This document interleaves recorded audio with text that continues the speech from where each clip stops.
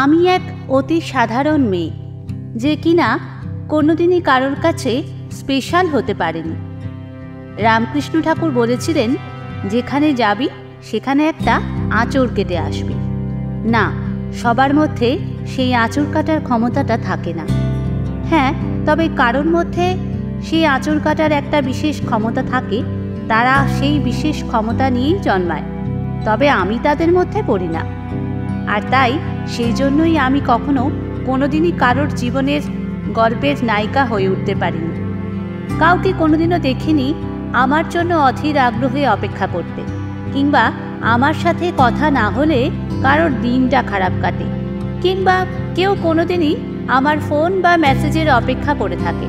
এর মধ্যে একটা ঘটনাও আমার জীবনে ঘটেনি। পারিনি কখনো কাউকে মুগ্ধ করতে, তবে মুগ্ধ হয়েছি এইটুকুই। তাই জীবন মাঝে মধ্যেই আঙুল দিয়ে দেখিয়ে দেয় কতখানি ব্যর্থ আমি। তবে জীবনটা তো জীবনই, আর তাই জন্যই এই ব্যর্থতাটুকুকে সরিয়ে রেখেই নিজের মতো করে এগিয়ে যেতেই হয়। আর তাই আমিও এগিয়ে চলেছি। জানি না সামনে কি আছে বা কতটুকু আছে, তবে এই জীবন যিনি দিয়েছেন সেই সৃষ্টিকর্তা বাকিটা নিশ্চিত জানেন। তবে এত কিছুর মধ্যেও কিছু একটা পেয়েছি, আর সেটা হলো মাইক্রোফোন। হ্যাঁ, তার কারণ শুধুমাত্র এই যন্ত্রটি আমাকে নিজের করতে চেয়েছে, আর তাই দীর্ঘ 9 বছর ধরে এই মাইক্রোফোনের সাথে আমার সম্পর্ক। নমস্কার, আমি উপাসনা চক্রবর্তী, পেশায় একজন ছোটোখাটো বাচিক শিল্পী। আমি বিভিন্ন প্রচারের বিজ্ঞাপনের অডিও রেকর্ডিং এবং লাইভ টোটো মাইকিং ও স্টেজ অ্যাঙ্কারিং করে থাকি।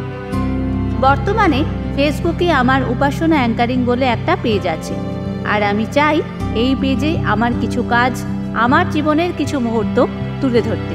আর তাই সকলের কাছে আমার অনুরোধ, দয়া করে সকলে আমার সাথে থাকুন, আমার পাশে থাকুন, আর আমার এই পেজটিকে এগিয়ে নিয়ে যেতে সাহায্য করুন।